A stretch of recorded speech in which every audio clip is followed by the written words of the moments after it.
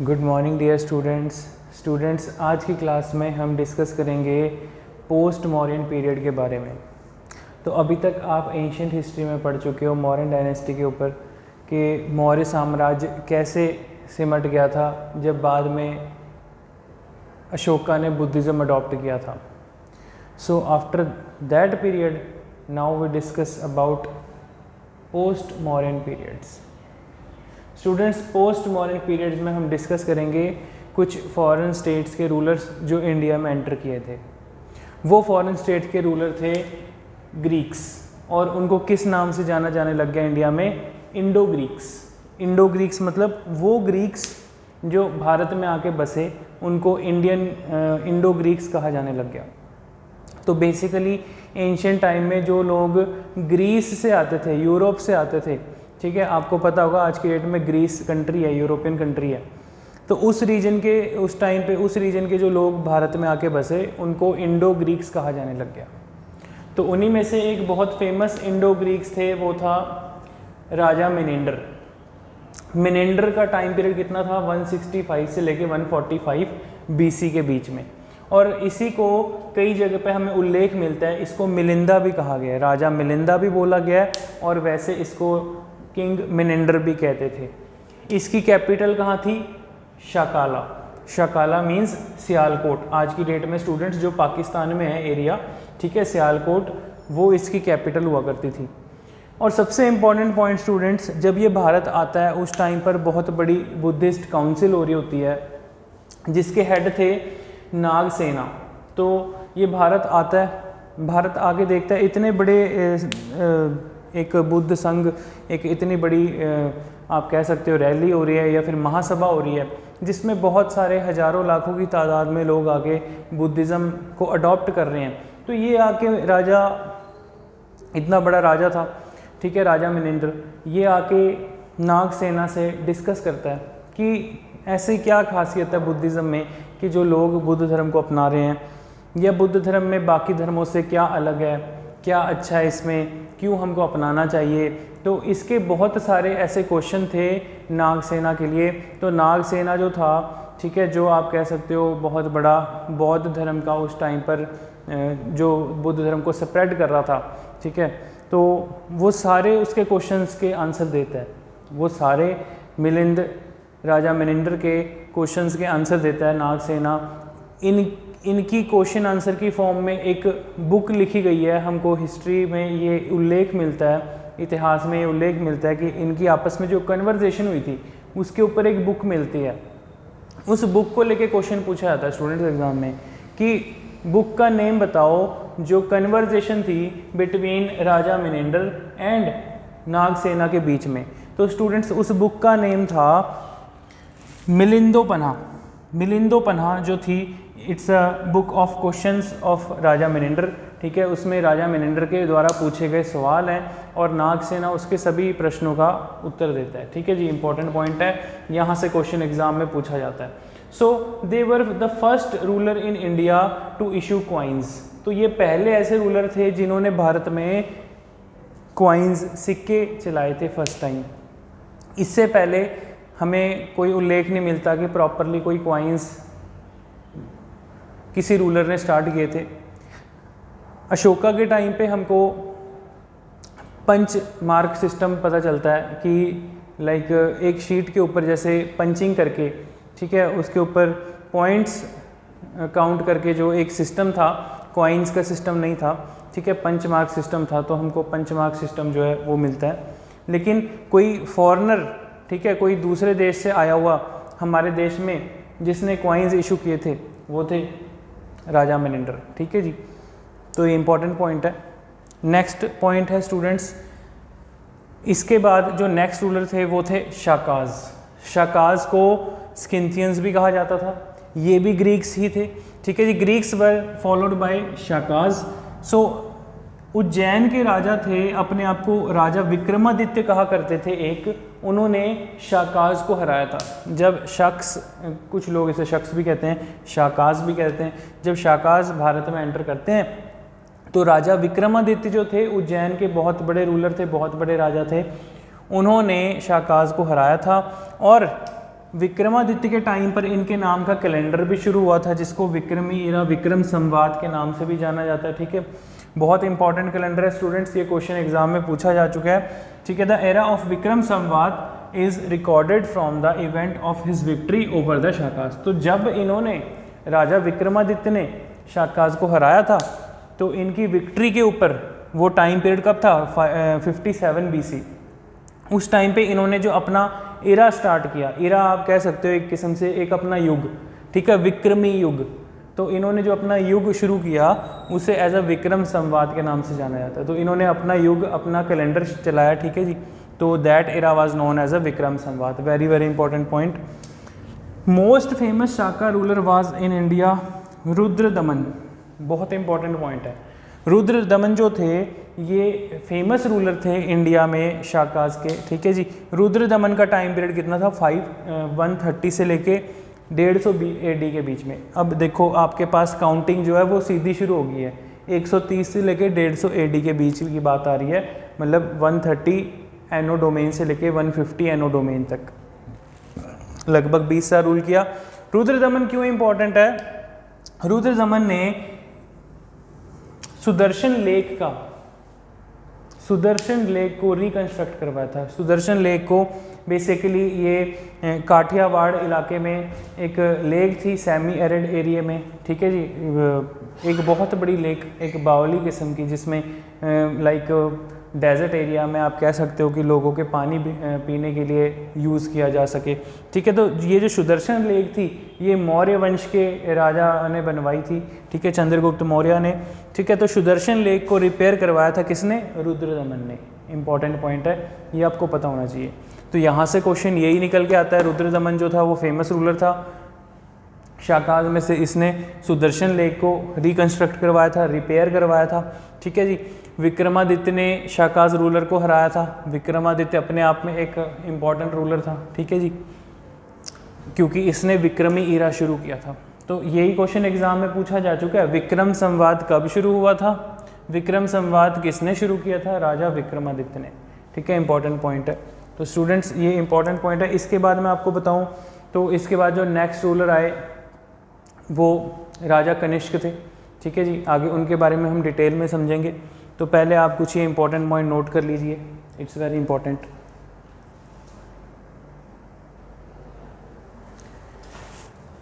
हाँ जी students, now come to the next point. So next थे रूलर्स पर्थियंस। सो जो पर्थियंस थे ये कहाँ से थे? बेसिकली ये ईरान से थे। Originally Parthians from Iran, then they move to India. और पर्थियंस का जो एक ही इम्पॉर्टेंट रूलर था वो उसका नाम था गोंडोफर्नीज। गोंडोफर्नीज के टाइम पे भारत में सेंट थॉमस नाम का एक क्रिश्चियन मिशनरी के लिए एक पादरी, एक प्रीस्ट भारत आता है, और वो उस टाइम के ऊपर आप कह सकते हो कि क्रिश्चियन मिशनरी इंडिया में करता है, ठीक है जी। नेक्स्ट है जी इंपॉर्टेंट कुशाना रूलर। ये बहुत इंपॉर्टेंट है स्टूडेंट्स, एग्जाम में क्वेश्चन यहाँ से बहुत बार पूछा गया है। कुशाना रिप्लेस पर्थियंस। कुशान ने, जो कुशान वंश के रूलर थे, उन्होंने पर्थियंस को हटाकर अपना रूल स्थापित करते हैं। और कुशाना रूलर में से भी जो सबसे इम्पोर्टेंट, सबसे फेमस रूलर था वो था राजा कनिष्क। जो राजा कनिष्क था इसको एज अ सेकंड अशोका भी कहा जाता है कुछ हिस्टोरियंस के द्वारा। ऐसा क्यों? ऐसा माना जाता है कि जो राजा कनिष्क था उसका जो एम्पायर था इंडिया, अफ़गानिस्तान और आप ये कह सकते हो सेंट्रल एशिया तक, सारा का सारा राजा कनिष्क का रूल फैला हुआ था रशिया तक, ठीक है जी। तो आप ये समझ सकते हो कि उस समय पे एशिया कॉन्टिनेंट के ऊपर अगर किसी पर्सन ने रूल किया था वो राजा कनिष्क था। तो राजा कनिष्क जो था इतना बड़ा एम्पायर स्टार्टिंग में अपना फैला देता है, और बाद में राजा कनिष्क ने भी बुद्ध धर्म अडॉप्ट कर लिया था, बुद्धिज़्म अडॉप्ट किया था, ठीक है जी। तो कई बार ये क्वेश्चन पूछ लिया जाता है कि राजा कनिष्क की कैपिटल कौन सी थी? पुरुषपुर एंड मथुरा, दो कैपिटल्स थी इसकी, पुरुषपुर एंड मथुरा। मथुरा आपको पता है उत्तर प्रदेश यूपी में है, पुरुषपुर जो है ये पाकिस्तान वाले रीजन में इसकी कैपिटल थी। नेक्स्ट इंपॉर्टेंट पॉइंट है जो हर बार एग्जाम में क्वेश्चन पूछा गया है राजा कनिष्क को लेके कि साका इरा किसने शुरू किया था इन 78 AD। तो स्टूडेंट्स आपको पता होना चाहिए कि साका इरा जो है वो राजा कनिष्क ने शुरू किया था। ठीक है जी, जैसे आपने अभी पढ़ा था कि जो विक्रमी इरा है, विक्रम संवाद, वो किसने शुरू किया था? राजा विक्रमादित्य ने। ऐसे ही साका इरा शुरू किया था राजा कनिष्क ने। बहुत इंपॉर्टेंट पॉइंट है। नेक्स्ट देखते हैं स्टूडेंट्स, ये तो अभी तक हमने डिस्कस किए कुछ फॉरेन रूलर्स जो इंडिया में आए और इंडिया में इन्वेजन करके आए और इंडिया में उन्होंने अपना रूल स्थापित किया और फिर बाद में मोस्ट ऑफ देम जो थे रूलर्स उन्होंने बुद्धिज़्म अडॉप्ट किया था। अब देखते हैं कुछ नेटिव स्टेट के रूलर्स, बहुत इंपॉर्टेंट है। पुष्यमित्र शुंगा, शुंगा डायनेस्टी जिसने शुरू की थी जी, जिसकी डायनेस्टी थी शुंगा डायनेस्टी, राजा था पुष्यमित्र शुंगा। अब ये पुष्यमित्र शुंगा वही शुंगा डायनेस्टी का रूलर है जिसने कि मौर्य अंपायर के, मौर्य वंश के लास्ट मौर्यन किंग बृहद्रथ की हत्या कर दी थी। बृहद्रथ को मार दिया था, उसका असैसिनेशन कर दिया था और ये उसका मिलिट्री कमांडर भी था, मिलिट्री जनरल था। ठीक है, जो सेनापति है वो अपने ही राजा को मार के खुद अपने आप को सेल्फ डिक्लेयर रूलर बन जाता है, कहता है जी अब से मैं अपनी डायनेस्टी शुरू करूँगा, शुंगा डायनेस्टी। तो जो मौर्य डायनेस्टी के रूलर थे, कुछ उल्लेख ऐसे मिलते हैं कि मौर्य जो थे उस टाइम मतलब कि लोअर कास्ट में आ जाते हैं बाय अकॉर्डिंग टू वर्ण सिस्टम, और जो शुंगास थे ये फ्रॉम ब्राह्मणिकल क्लैन से थे, ये अपर क्लैन से थे। तो जो पुष्यमित्र शुंगा था बहुत इंपॉर्टेंट रूलर है स्टूडेंट्स। क्यों इंपॉर्टेंट है? क्योंकि ये अपने टाइम पे अश्वमेध यज्ञ करवा रहा है। अश्वमेध यज्ञ होता था पुराने ज़माने में, जैसे राजा ने एक हवन करवाया, वहाँ से अपने हॉर्सेस, अपने घोड़े छोड़ दिए। जहाँ तक घोड़े भागते रहेंगे, जब तक घोड़े भागते रहेंगे, वो सारा का सारा इस राजा के अंडर आ जाएगा। अगर कोई भी पर्सन इस राजा की सुप्रीमेसी मानने से इनकार कर देता है, मना कर देता है या इसके घोड़ों को रोकने की कोशिश करेगा, उस पर्सन के साथ ये राजा वॉर लड़ेगा, फाइट होएगी। ठीक है जी, तो इसके टाइम पे बहुत इंपॉर्टेंट पॉइंट है, अश्वमेध यज्ञ हुआ था। और पुष्यमित्र शुंगा क्यों इंपॉर्टेंट है? इसके टाइम पे बैक्टीरियन किंग डिमेट्रस ने हमला किया इंडिया के ऊपर और इसने इस बैक्टीरियन किंग को हरा दिया था। ठीक है जी, बहुत इंपॉर्टेंट पॉइंट है। मतलब कि उस टाइम पे ग्रीक्स जो आ रहे थे, हमलावर आ रहे थे, तो उस हमलावर को भी इसने रेजिस्ट किया था, रोका था और हरा दिया था। ठीक है, नेक्स्ट इसके टाइम पे बहुत इंपॉर्टेंट पॉइंट है स्टूडेंट्स, चीफ प्रीस्ट कौन थे? पतंजलि। ठीक है, पतंजलि के अंडर ही ये अश्वमेध यज्ञ करवाया गया था। जो पतंजलि आज के टाइम पे आपको पता होगा, पतंजलि कंपनी है, ठीक है, बाबा रामदेव की। तो ये जो कंपनी ओपन की गई है, बेसिकली यही योग गुरु थे बहुत बड़े पतंजलि, ठीक है, इन्हीं के नाम से है। तो पतंजलि जो थे वो किसके टाइम पर थे? कंटेम्प्रेरी किसके थे? एग्जाम में क्वेश्चन पूछा जा सकता है, जो पतंजलि थे एंशिएंट हिस्ट्री में वो किसके कंटेम्प्रेरी थे? आंसर क्या होगा? पुष्यमित्र शुंगा के। ठीक है जी, मतलब कि किसके समय पे, किसके काल के दौरान थे पतंजलि? पुष्यमित्र शुंगा के। तो उसके चीफ प्रीस्ट थे। ठीक है जी, बहुत बड़े priest Patanjali. Next Shunga king एक था जी Agnimitra. Very very important point students, Agnimitra was a hero of Kalidasa book Malavika Agnimitra. Malavika Agnimitra एक बहुत बड़ा प्ले है, बहुत बड़ा नाटक है जो कालिदास ने लिखा है। ठीक है, तो कालिदास की इस बुक में, इस नाटक में जो हीरो है वो शुंगा डायनेस्टी का राजा था अग्निमित्रा। अग्निमित्र शुंगा इसका पूरा नाम था। ठीक है जी, अग्निमित्रा के नाम से ही मालविका अग्निमित्रा, इसकी एक बायोग्राफी लिखी गई है। किसके द्वारा? ठीक है, कालिदास के द्वारा। एक रोल प्ले लिखा गया बेसिकली, एक आप कह सकते हो कहानी टाइप की। ठीक है, तो इंपॉर्टेंट पॉइंट है, क्वेश्चन एग्जाम में यही पूछा जाएगा students, as it is question आएगा। मैं बार बार बता रहा हूँ, सारे आपको इंपॉर्टेंट पॉइंट नोट करवा रहा हूँ। मालविका अग्निमित्रा बुक किसने लिखी है? Answer is Kalidasa. मालविका अग्निमित्रा किसके ऊपर लिखी गई है?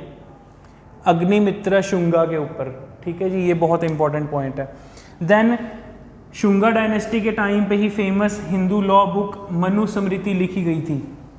स्टूडेंट्स, मनुस्मृति जो है इसमें बहुत इम्पॉर्टेंट हिंदू रिचुअल्स, आप ये कह सकते हो कि किस पर्सन को क्या अगर कोई जुर्म करे तो उसको क्या सज़ा मिलनी चाहिए, ठीक है। कोडिफाइड बुक है, ठीक है, इसमें सारे law of code of conduct सब कुछ लिखे गए हैं, ठीक है। नेक्स्ट इम्पॉर्टेंट डायनेस्टी थी जी सतवाहना डायनेस्टी। अब स्टूडेंट्स जैसे कि आप डिस्कस कर रहे हो, ये चीज़ समझ रहे हो कि नेटिव स्टेट रूलर हम पढ़ रहे हैं, जैसे शुंगा डायनेस्टी नॉर्थ इंडिया में बहुत फेमस थी, ठीक है। Entirely complete north India and central India जो था वो शुंगा डायनेस्टीज रूल कर रहे थे। ऐसे ही जो सतवाहना डायनेस्टी थी, सतवाहना डायनेस्टी के रूलर कौन थे, सतवाहना डायनेस्टी कहाँ पर थी, ये मैं आपको बताता हूँ स्टूडेंट्स। फॉर एग्जांपल ये जो सतवाहना डायनेस्टी थी ये गुजरात, आज की डेट में जो गुजरात और महाराष्ट्र वाला रीजन है, ये सारा का सारा रीजन सतवाहना डायनेस्टी का हुआ करता था। और सतवाहना डायनेस्टी अपने आप में क्यों इम्पोर्टेंट है, इसके बारे में हम क्यों पढ़ रहे हैं, ये अभी मैं आपको बताता हूँ। सतवाहना डायनेस्टी के फाउंडर कौन थे, सीमुका, ठीक है। सीमुका कुछ भी कह सकते हो, ठीक है।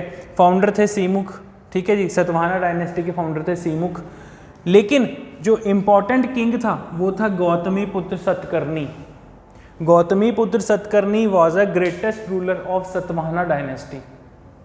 सतवाहना किंगडम का ग्रेटेस्ट रूलर इसलिए कहा गया है क्योंकि इसने लगभग साउथ इंडिया के ऊपर entirely the region of Deccan, ठीक है, डेक्कन प्लेट्यू, दक्षिण भारत कुछ भी कह लो आप, उसके ऊपर इस गौतमी पुत्र सतकर्णी ने रूल किया था। और सबसे बड़ी बात, ये क्यों इंपॉर्टेंट है, क्यों फेमस है सतवाहना डायनेस्टी, इसलिए फेमस थी, इसका नाम आपको कुछ सुन के ऐसा लगेगा गौतमी पुत्र सतकर्णी, मतलब गौतमी का बेटा सतकर्णी। तो आप एक चीज़ समझ रहे हो, यहाँ पर राजा के नाम के आगे उसकी मदर का नेम जुड़ा हुआ है। तो इसका मतलब ये है उस टाइम पे एंशिएंट इंडिया में मैट्रिकल सोसाइटी, ठीक है, मतलब कि पैट्रियार्टिकल सोसाइटी नहीं थी। उस टाइम पे राजा के नाम के आगे उसकी माँ का नाम लग रहा है, उसके पिता का नाम नहीं लग रहा। मतलब कि फीमेल की सोसाइटी में आप कह सकते हो एक अच्छी इमेज थी, फीमेल को सोसाइटी में एक अच्छा दर्जा मिला हुआ था। तो स्टूडेंट्स बहुत इंपॉर्टेंट पॉइंट है, गौतमी पुत्र सतकर्णी जो था ये ग्रेटेस्ट रूलर था। और ग्रेटेस्ट क्यों था, क्योंकि इसने डेक्कन के एरिया के ऊपर पूरा रूल किया था। और इसका नाम ही अपने आप में सबसे ज़्यादा इंपॉर्टेंट है, गौतमी पुत्र सतकर्णी, ठीक है, सतकर्णी का बेटा गौतमी। तो इस तरीके से स्टूडेंट्स हमने ये इम्पॉर्टेंट छोटे छोटे रूलर्स के बारे में पढ़ा, ठीक है, जो अपने अपने इंडिपेंडेंट स्टेट्स पे रूल कर रहे थे। अब हम डिटेल में पढ़ेंगे गुप्ताज डायनेस्टी के बारे में, गुप्ता एम्पायर के बारे में। बहुत बार स्टूडेंट्स कई बार कंफ्यूज हो जाते हैं कि चंद्रगुप्त मौर्य और गुप्ता डायनेस्टी का चंद्रगुप्त फर्स्ट एंड सेकंड, इनको मिक्स कर देते हैं, कंफ्यूज हो जाते हैं। मिक्स मैच नहीं करना। अभी मैं आपको डिफरेंस भी समझाऊंगा क्या था, ठीक है जी, इन दोनों में। और डायनेस्टीज़ में डिफरेंस लगभग 600-650 साल का था, ठीक है। तो गुप्ता डायनेस्टी एक अलग डायनेस्टी थी, ठीक है, और मौर्यन डायनेस्टी एक अलग डायनेस्टी थी, ठीक है। इसमें मिक्स नहीं होना। इसमें बच्चे सिर्फ एक पॉइंट पे आके मिक्स कर देते हैं चंद्रगुप्त के नाम पर, चंद्रगुप्त मौर्य और चंद्रगुप्त फर्स्ट एंड सेकंड को लेके बच्चे कंफ्यूज रहते हैं। तो स्टूडेंट्स इस चीज़ को लेके कंफ्यूज नहीं होना। तो पहले आप ये कुछ इंपॉर्टेंट पॉइंट्स हैं ये देखिए, टेक योर टाइम।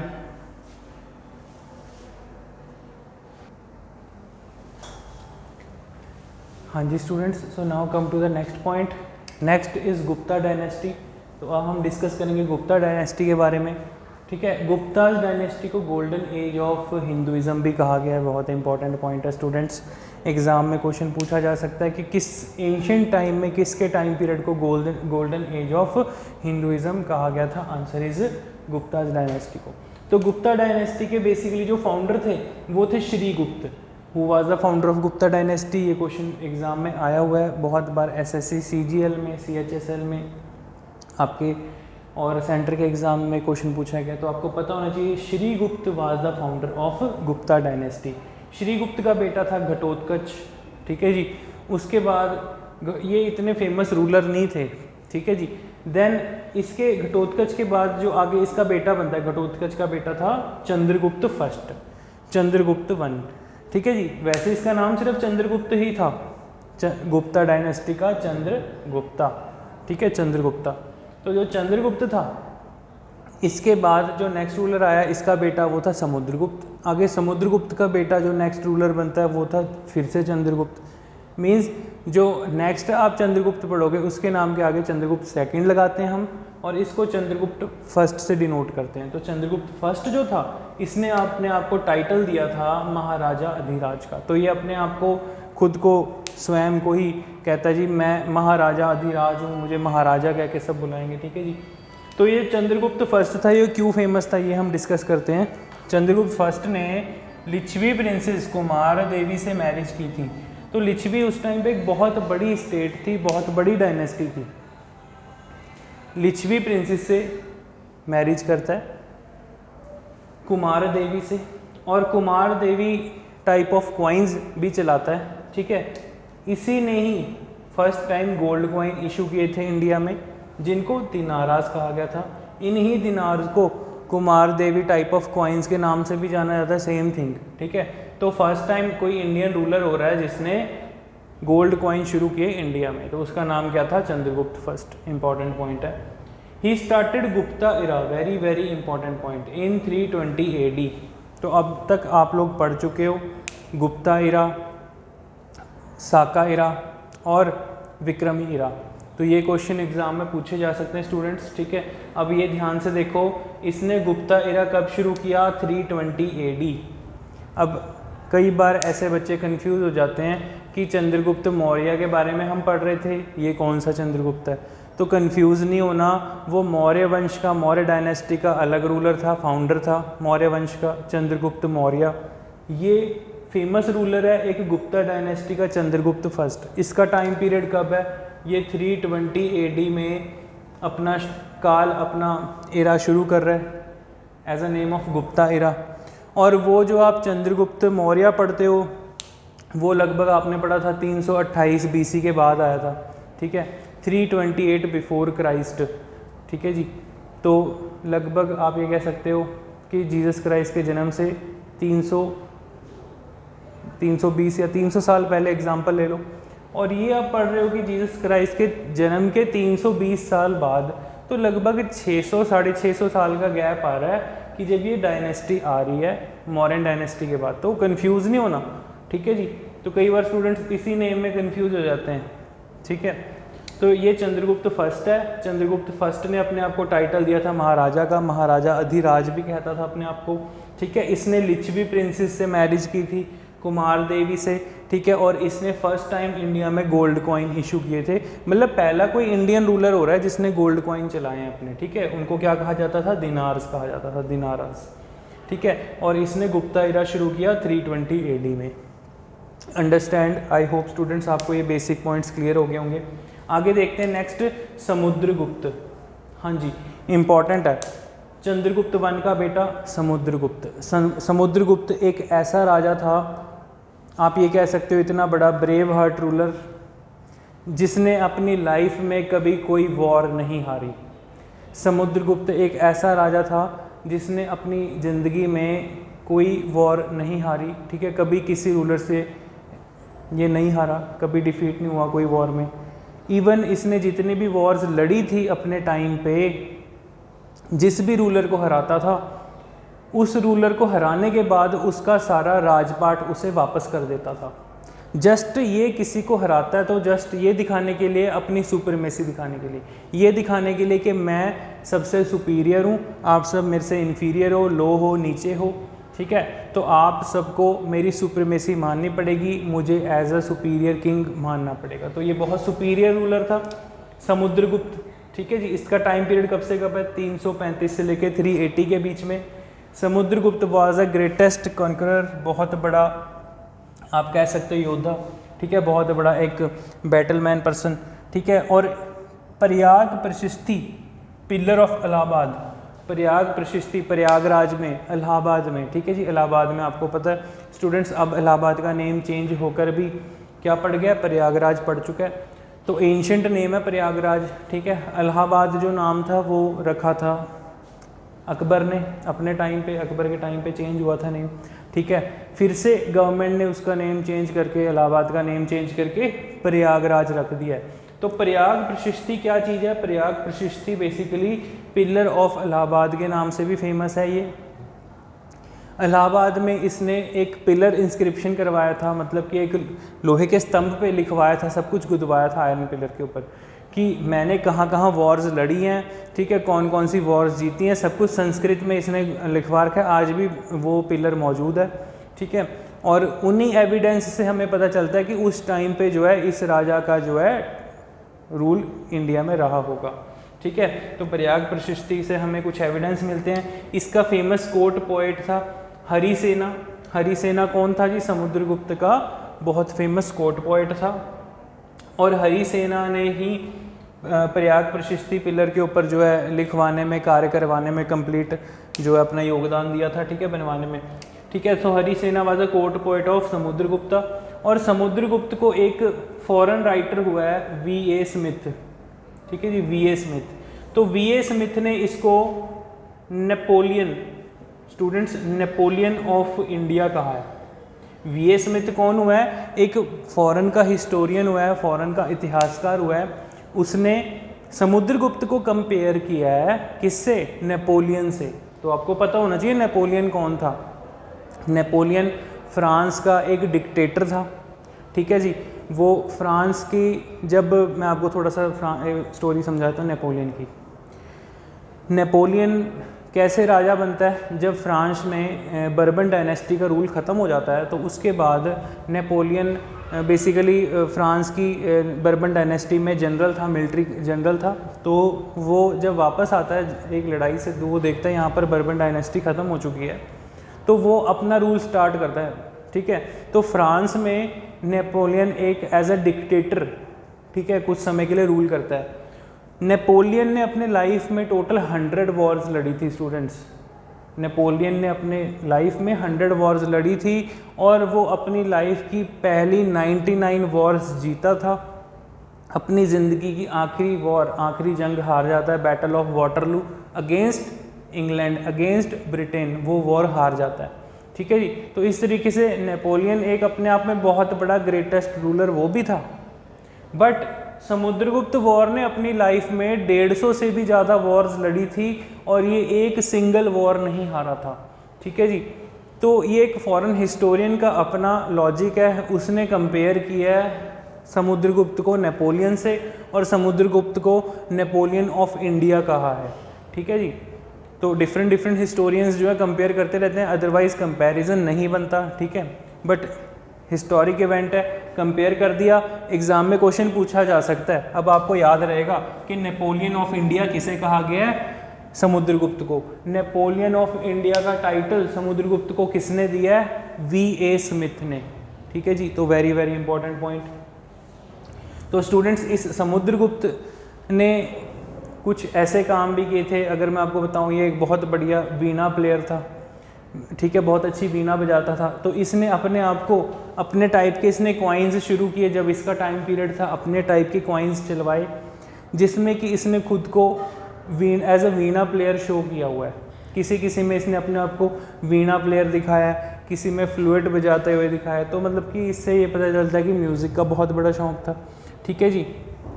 और सबसे बड़ी बात कि जो गुप्ता डायनेस्टी के रूलर थे, they believe in idol worship. Understand क्यों कहा गया है इसको golden age of Hinduism? Because they believed in idol worship, ठीक है। जैसे कि आज हम देखते हैं मंदिरों में पूजा होती है, उस टाइम पर भी, गुप्ताज के टाइम पर भी बहुत बड़े बड़े टेम्पल्स थे, ठीक है। हिंदुइज्म, टोटली हिंदुइज्म था, ठीक है जी, आप ये कह सकते हो इंडिया में। और बहुत बड़े टेम्पल्स थे, टेम्पल्स में आइडल वर्शिप हुआ करती थी।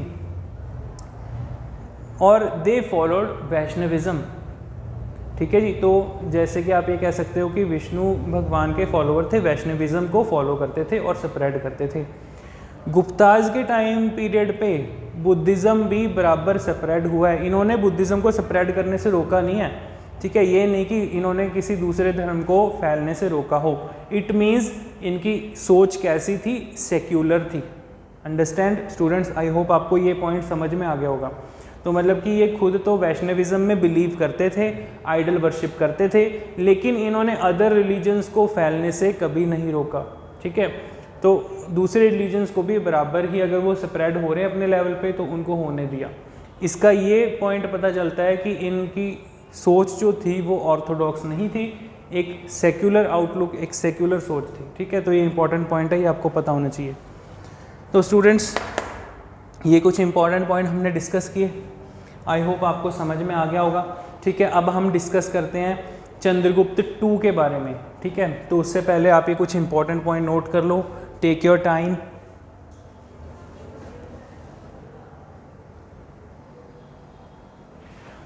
हाँ जी students, now come to the next point. So आगे देखो, चंद्रगुप्त सेकंड का टाइम पीरियड। चंद्रगुप्त सेकंड जो था स्टूडेंट्स अपने आप में बहुत बड़ा राजा था। अकॉर्डिंग टू देवी चंद्रगुप्तम, देवी चंद्रगुप्तम एक बुक का नेम है, ठीक है। देवी चंद्रगुप्तम एक बुक का नेम है। उस बुक को किसने लिखा है? विशाखा दत्ता ने, ठीक है जी। बुक्स एंड ऑथर का क्वेश्चन बन गया, कौन थे बुक्स के ऑथर? विशाखा दत्ता। कौन सी बुक लिखी है? देवी चंद्रगुप्तम। तो अकॉर्डिंग टू देवी चंद्रगुप्तम इस बुक में ये हमें पता चलता है कि जो चंद्रगुप्त टू था, Chandragupta second was a very great, very brave ruler. Basically Samudragupta के बाद, after Samudragupta succeeded by Ramagupta. Samudragupta के बाद नेक्स्ट रूलर कौन बनता है? रामागुप्ता बनता है। But Ramagupta was a coward. Basically Ramagupta की जो वाइफ थी, रामागुप्ता के टाइम के ऊपर शाकाज ने अटैक किया और रामागुप्ता इस वॉर में हार जाता है, ही वॉज डिफीटेड, और वो अपनी वाइफ को शाकाज को सौंप देता है। जब ये बात का चंद्रगुप्त को पता चलता है, चंद्रगुप्त सेकंड जो था ये रामागुप्ता का आप कह सकते हो यंगर ब्रदर होता है। तो जब चंद्रगुप्त को पता चलता है कि रामागुप्ता ने ऐसा किया है तो वो शाकाज को हराता जाके, शाकाज के रूलर को और रामागुप्ता को, इनको मार देता है, ठीक है। और खुद देवी चंद्रगुप्तम जो है खुद उसकी वाइफ से बाद में मैरिज कर लेता है, ठीक है। तो इस सब का उल्लेख हमें मेहरौली पिलर में मिलता है। मेहरौली दिल्ली में है स्टूडेंट्स, वहाँ पर इसने आयरन पिलर बनवाया था। तो मेहरौली आयरन पिलर इंस्क्रिप्शन में हमें पता चलता है कि जो चंद्रगुप्त सेकंड था, he claim his authority over the entire north west region of India. कहते जी लगभग पूरे नॉर्दर्न इंडिया पे और जो वेस्टर्न इंडिया हो गया, वेस्ट पार्ट हो गया इंडिया का, ठीक है जी। आप कह सकते हो गुजरात, सौराष्ट्र वाला एरिया, और कुछ पोर्शन आप ये कह सकते हो कि ईस्टर्न पार्ट जो था बिहार, बंगाल वाला, वो वाला एरिया हो गया। तकरीबन साउथ इंडिया को छोड़ के पूरे भारत पे चंद्रगुप्त टू का रूल था, ठीक है जी। सो ही इशूड सिल्वर कॉइन। तो पहला ऐसा रूलर था जिसने इंडिया में सिल्वर कॉइन शुरू किए, Chandragupta second. Silver coin start करता है, ठीक है। Adopted the title Vikramaditya, important point है, इसने राजा विक्रमादित्य का टाइटल भी अडॉप्ट किया था, ठीक है। And Shakari in the memory of his victory. और कहीं कहीं पे ये उल्लेख मिलता है कि इसने अपने आप को सकारी वर्ड से, सकारी नाम से भी खुद को संबोधित किया है, ठीक है, अपनी कुछ ऐसी विक्ट्रीज़ में, कुछ ऐसी विक्टोरियस मेमोरीज में, ठीक है जी। इंपॉर्टेंट पॉइंट है Fahien, very very important point students, very very important. ये क्वेश्चन लगभग 150 बार एग्जाम्स में रिपीट हो चुका है कि क्वेश्चन एज इट इज़ पूछा जाता है, फाहियान कौन था? फाहियान किसके कोर्ट में आया था? फाहियान किसके टाइम पीरियड पे इंडिया आया था? फाहियान एक चाइनीज़ पिलग्रिम था। फाहियान एक चाइनीज़ ट्रैवलर था जो भारत आता है किसके टाइम पे? चंद्रगुप्त टू के टाइम पे। फाहियान ने स्टूडेंट्स इंडिया आके बुद्धिज़्म की स्टडी की थी, ठीक है जी। इंपॉर्टेंट पॉइंट है। सो फाहियान एक चाइनीज़ पिलग्रिम था। पिलग्रिम होता है जैसे तीर्थ यात्री हम कहते हैं, ठीक है, तीर्थ यात्री था।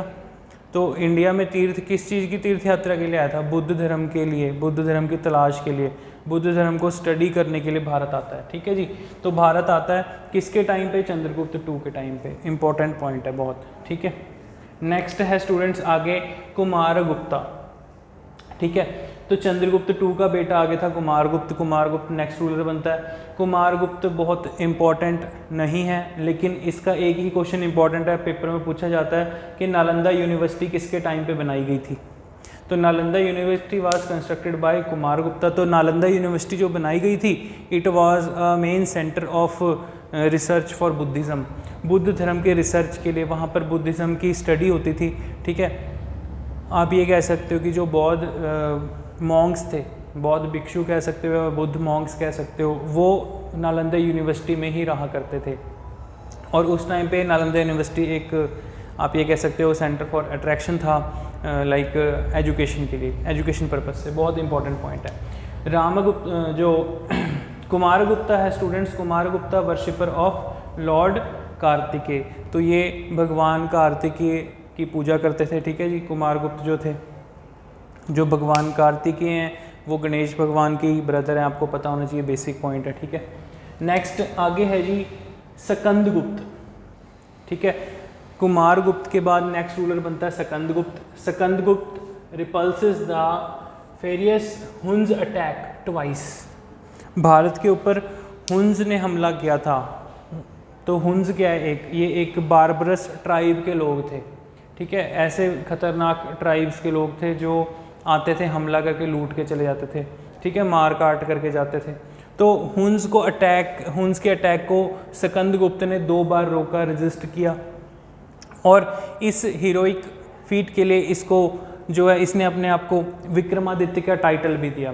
तो इसको भी विक्रमादित्य का टाइटल दिया गया था। तो स्टूडेंट्स, हिस्ट्री में बेसिकली टोटल 32 विक्रमादित्य हुए हैं। ठीक है, तो विक्रमादित्य कोई पर्टिकुलर एक राजा का नाम नहीं था, वो एक टाइटल था जो एज्यूम कर लेते थे। जैसे हम कहते हैं राजा है, महाराजा है। ठीक है, वैसे ही विक्रमादित्य भी टाइटल। ठीक है, विक्रमादित्य इस अपनी ब्रेवरी कॉज के लिए इसको जो है विक्रमादित्य से संबोधित किया जाता है, बुलाया जाता है। ठीक है, इसके बारे में हमें कहाँ पता चलता है, this was mention in भिराती pillar inscription. तो जो भिराती पिलर इंस्क्रिप्शन मीन्स भिराती में जो पिलर्स पे जो लिखवाया गया था, ठीक है, तो उसमें स्कंदगुप्त को जो है विक्रमादित्य का टाइटल दिया गया था। ये कहा गया था कि इसने बार बार हुन्स के हमले को रोका, रेजिस्ट किया। ठीक है, जिसके कारण कि हुन्स बार बार नाकाम हुए भारत पे हमला करने के लिए।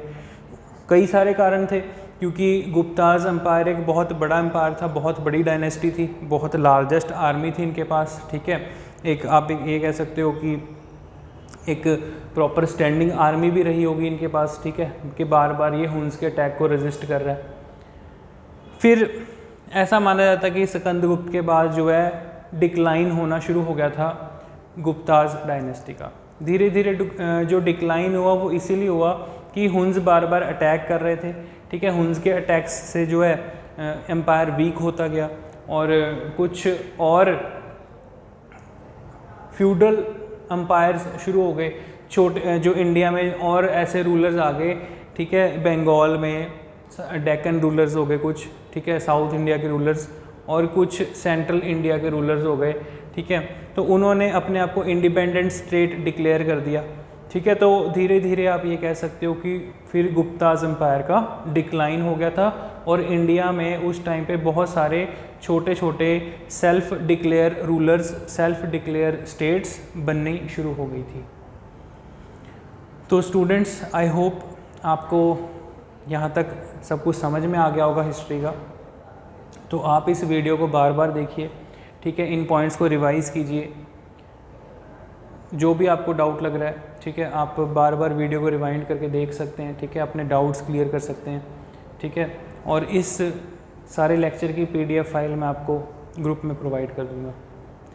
सो students, now we wind up our lecture. Thank you.